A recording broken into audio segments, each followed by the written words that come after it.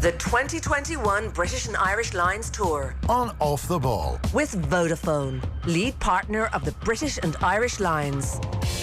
Now then, we have a deciding third test this Saturday, Cape Town. Live commentary, by the way, here on Off the Ball. Our coverage is brought to you in association with Vodafone, lead partner of the British and Irish Lions. Very happy to say Niamh Briggs joins us on this Tuesday evening. Hi, Niamh. Hi, Joe. How are you? Yeah, very well. So look, loads to talk about. Let's give people the team news for a start. 6 changes for the Lions. Bundy Aki comes in to the starting lineup. He's in for Chris Harris, so he partners Robbie Henshaw. We have Josh Adams coming in on the right wing for Watson. Stuart Hogg, I don't think a lot of people are shocked to see Hogg out. He struggled under the high ball on Saturday. So Liam Williams comes in. Conor Murray drops back to the bench. Ali Price comes in. And then up front, Wyn Jones is fit again, so he comes in. Ken Owens gets the nod at hooker. Back row, second row remain the same. And then on the bench, interestingly, Adam Beard comes in, Sam Simmons comes in, and Finn Russell is on the bench as well. Tyke Byrne is out of the squad, and Ian Henderson very much stays out. Kyle Sinclair had been cited for an alleged bite, but he has been cleared to play. And then the news from South Africa, double injury blow. Faf de Klerk out injured. Cobus Reineck comes in, and then Peter Steph de Toy, the 2019 World Player of the Year. We saw him walk off the field on 22 minutes injured with his shoulder on Saturday, and unfortunately he is out. One of the great players of the world, so he is out. Jack Nienaber has gone with 3 second rows again. So Lou De Jager, who did very well when he came on, he starts alongside Etzebeth, and Franco Muster moves to flanker. They have a 5-3 split on the bench. Mornay Stain promoted to the bench. So that is the team news. We'll come to all that in a moment as we look ahead to the third test. That's the news from this afternoon. Let's talk about the game at the weekend. I think Ian Foster, the All Blacks coach, summed it up best when he said he was watching and it put him to sleep. Yeah, it was incredibly difficult watch. I think for the first 15 or 20 minutes I was really excited because I thought there was a lot of niggle off the ball, and I was really enjoying it in terms of you knew that South Africa had gone up another level in terms of their physicality, but the rugby itself was incredibly poor, and it was like as if both teams went out not to lose it as opposed to anybody go to try and win it. And to be fair, South Africa incredibly astute in how they went about it, and yeah, look, we're obviously deserving victors at the end, but it definitely wasn't a win for rugby. No, and it's one of those high-profile games where the floating voter says, oh, I'll give this a look, you know, second test line series, these are big games. I mean, if you're not watching rugby week in, week out, that first 40 in particular, to be fair, second half improved, not as a contest, but at least we saw some tries and some rugby. But the first 40, or should I say the first 63 minutes, which is how long the first 40 took, there's nothing about that product that would entice you back to watch rugby again. No, it wasn't good. And you know, the stats that were coming out afterwards in terms of the amount of carries, I think Finn Russell only passed the ball 3 times in that, or not Finn Russell, sorry, Dan Biggar passed the ball 3 times in that first half. And as you're 10 and they're only passing the ball 3 times, it's very difficult to see, A, how you can go and win, but also B, how, as a neutral supporter or anybody who's watching it, could actually enjoy it. So, look, it was incredibly frustrating to watch it. I think I was excited by that centre partnership. I thought I really liked Chris Harris during 6 Nations. I had banked him to make the squad before the lines were ever even announced. And, you know, you're not getting the best out of players when you're kicking the ball away all day, but not even kicking the ball away. I think not kicking the ball well, but also playing into South Africans' hands. I think the first test, very clever to keep the ball on the pitch and try and gain momentum and territory that way. Whereas in that test, you know, they gifted South Africans ways into the game, so that's a piece. And so yeah, look, it was poor. It was really difficult to see where, you know, what their game plan was in terms of trying to gain momentum in phases. I think if I'm coaching now, you look to try and hold on to the ball as long as possible, because when you defend, you're exerting more energy. I thought the lines were way too just not brave enough. I don't think is probably the thing, in terms of they just didn't look to go for it. I think never looked to get the ball to the edge. Couldn't really get past that 12-13 channel. And I know that there's been a lot of change this week, but if I played that game last week and you'd be kind of disappointed not to be back getting another run and being dropped from performance, when realistically, how can you perform when you don't have the ball? Yeah, there was that one moment in the first half, and it literally is just one moment when it comes to the Lions, where they stole a line out and some quick hands here or there, and you realise, God, these are all brilliant rugby players, and they worked the ball across to the near touchline on the right hand side. And other than that, it was, as you said, hard to know what they were trying to do. Dan Biggar did kick a huge amount. So Dan Biggar passed 3 times. They weren't just, kicks deep into territory. A lot of little dinks over the top as well, Niamh. And clearly they felt there was something there, but it never quite worked. No, it didn't. And I think, if you're looking at a South African defensive team and they're coming that hard off the line, like Shaq Niamh is one of the best defensive coaches in the world. But they're coming that hard off the line, you're automatically thinking, okay, there has to be space in behind. Yeah. But in order to be able to get space in behind, you have to be able to stretch them in the front line. So you have to be able to go to the edge. I felt that the Lions were only going as far as the 15. So if you're South Africa, it's really easy to reload and be able to come off the line hard because you're not covering the whole pitch. And, when 1 or 2 doesn't work, you have to be able to change it up. You have to be able to understand, okay, why didn't that work? Well, it didn't work because we kicked way too close to the middle of the pitch. And someone like Faf de Klerk is right in behind the line, as opposed to if you stretch them, he's either stuck behind the ruck at the very edge of the pitch, or else he's the far wing, depending on how they're defending, as the last man. So from that aspect, I thought they'd have noticed that or been able to improve it, but they weren't. And then defensively, I thought their scramble defence at times was very good, but they made way too many mistakes. And I was really surprised to see Conor Murray start this week. And I know people will, all over social media talking about how slow he was. Well, it's really hard to get a quick ball and to be able to whip it out when you're not getting over the gain line and you're going backwards to each ruck. And then you're having to forage for the ball because South Africans were competing at the breakdown. And they were really clever in how they competed, to be fair to them. But his defensive work was brilliant.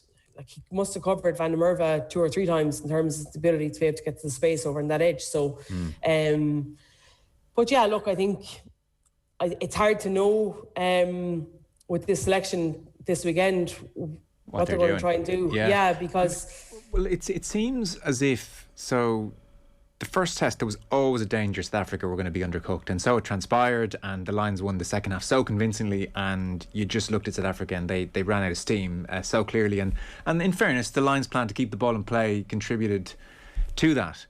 It seems though as if Gatland looked at that and said, okay, this very, very conservative plan did the job in the first test. I'm just going to back it to sneak us over the line again. And he even in advance of the second test talked about how we just need to stay in touch. This is going to be an arm wrestle. If we just hang in there till kind of 60, 65 minutes, if we're within kind of 3-6 points, don't let South Africa get ahead, then, I'd back us to come through, is how he saw this. And it is desperately conservative. Like, we haven't seen in the 2 games, I was going to say in the 160 minutes, but that would be vastly short of how many minutes we've sat through. But we haven't seen one line starter play, I don't think. Like, a lot of people in advance of this series said they think the South African defence could be vulnerable to a few good starter plays. Like, we haven't seen one starter play. You kind of think, why did you bring Gregor Townsend? Why did you bring Finn Russell? Like, what? The thinking here feels very muddled, I have to say, as you watch these 2 series, or these 2 tests so far. Yeah, absolutely. I think that's probably been the most disappointing thing. We've got this collection of unbelievable players that we watch in opposition against Ireland in Six Nations games, and with our own elite players, and to not be able to showcase the best of their talents. I don't understand it. We could flip it over too and say South Africa do the exact same. And I think Gatland went down the line of trying to play them at their own game.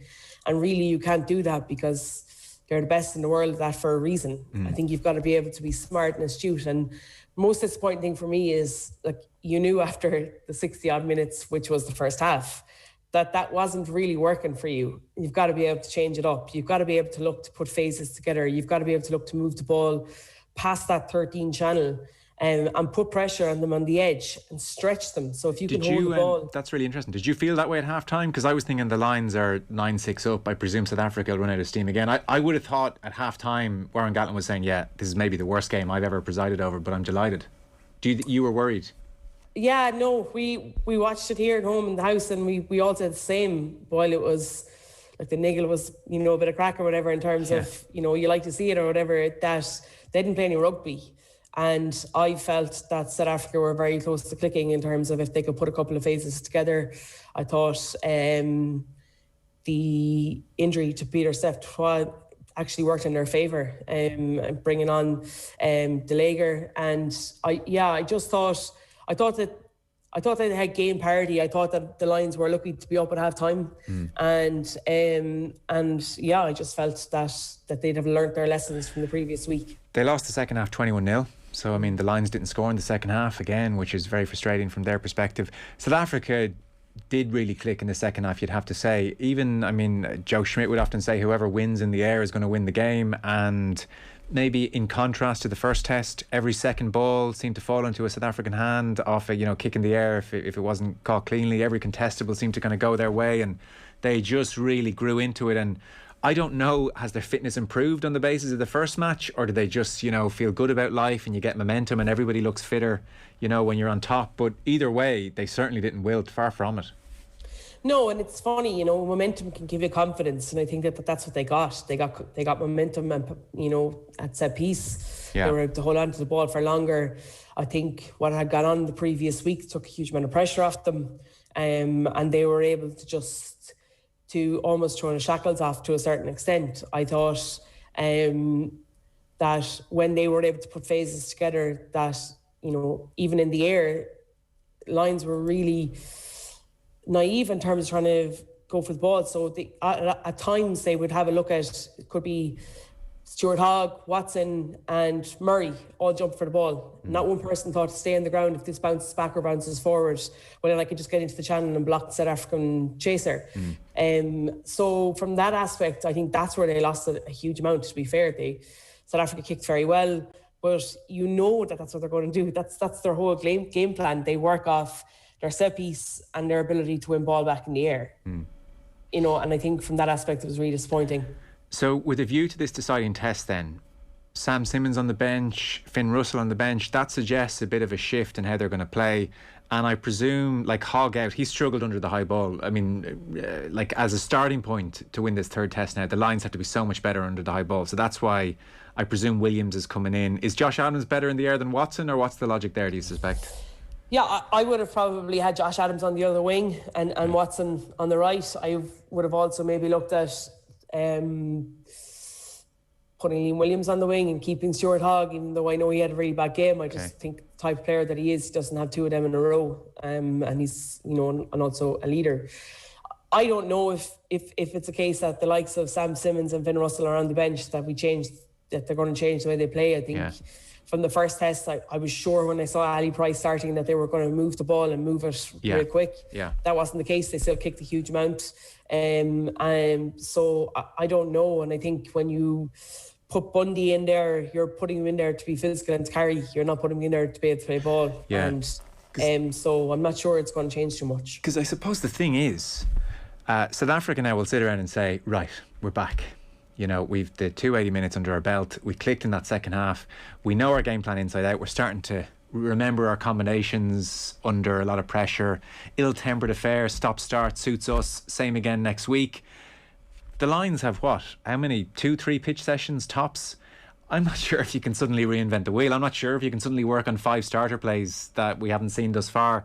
I suspect the Lions will come out and play in a pretty similar way and hope that you start winning a few of those aerial duels, and that shifts the momentum in a big way. And maybe Russell is there as a last gamble if we're 5 points down with 10 minutes to go. I mean, I'd be really surprised if we start seeing the Lions play to the edges now. Maybe Ali Price suggests they might try and do it. Yeah, no, I'd be the same as you. I'd be very surprised because they had Ali Price in the first test and they didn't really play much to the edges either, I think. But I think for the Lions this week, their liner has to be better. Their scrum, they have to get platform off that. But for me, it's the big carries in midfield. They have to be able to try and hit a soft shoulder in some place or other, whether it's a case of there was loads of situations when I watched the game back the second time that in those big carries of those forward pods and Dan Biggar's shadowing in behind them, there's a huge amount of space out in that width, but they never look to use it. And I think they've got to, it's almost like a game of chess. You've got to show them one picture and then move it to another, and you've got to be constantly being able to do it, and you've got to be able to do it on a run, and you've got to be able to do it with no time. And I think that's what this test series is. That's what the lines are. It's the best of the best, and you're expected to be able to change things and move things.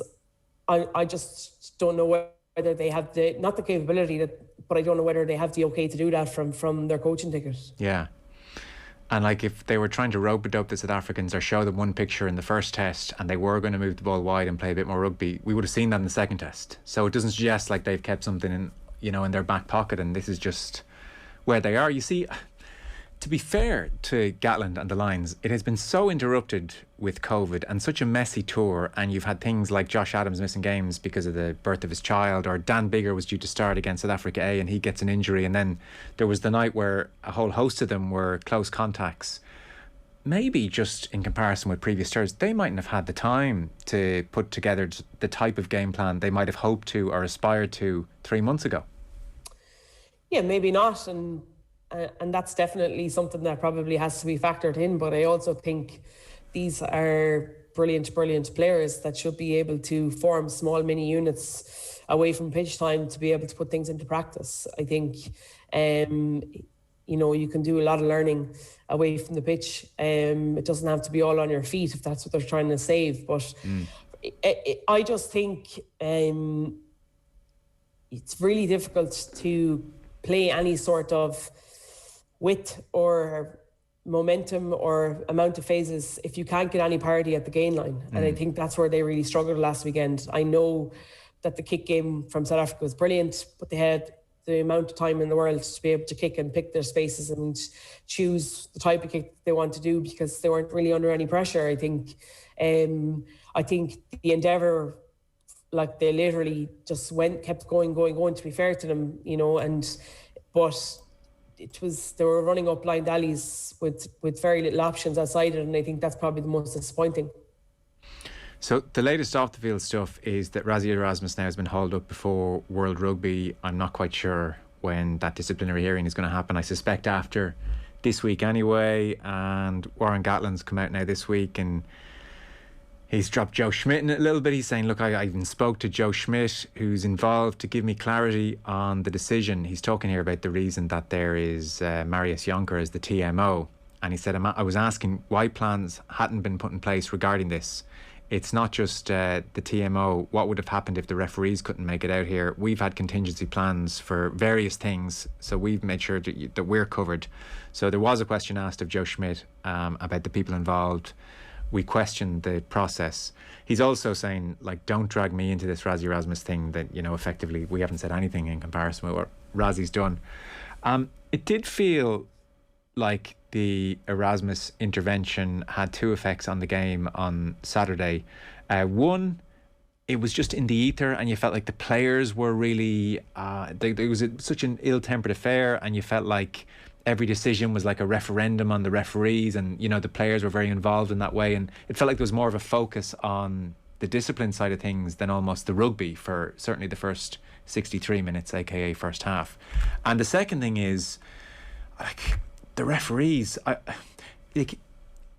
Ben O'Keefe was very assured in his body language, but man, every little thing had to be checked and it slowed the game down so much. And you suspect that's because they knew they had to be like so above board here and didn't want to leave themselves open to another Rassie video, for instance. And it just contributed to this unbelievably stop-start affair. So I don't know what we're going to get in the third test. You'd kind of hope it's not... See, I know what you mean about enjoying the niggle and the ill-tempered side of things, but like it just was too much, I thought, at the weekend. Yeah, no, I agree 100%. I thought, I said to the girls here in the house during the game, I was like, Rassie, agree or disagree, love him or loathe him, was an absolute genius in what he's done, I said, because watch Ben O'Keefe's body language. At one stage, there was an issue and both Sia Khaleesi and Alwyn Jones were there. He both told him to walk away. He said to Alwyn, leave now. And then Sia was allowed to ask him another question afterwards. It's those small things. He's getting into his ear. Because Rassie had accused completely Nick of Berry no respect. Disrespecting Khaleesi, which is a big statement. huge and very distasteful, I thought, to be fair. But, I thought, so I definitely thought that from that aspect, they had won that battle off the pitch. I think, there were so many issues in that game, so much stuff that was happening off the ball. Like, for the life of me, I couldn't understand how there was only one sighting from that game. I thought, obviously the Colby incident on Murray, but also the Faf tackle on Murray coming around the scrum. How nobody went and looked back at that, I'll never know. It's really, and that's the one where you would love to talk to Ben O'Keefe privately and say, what's going on?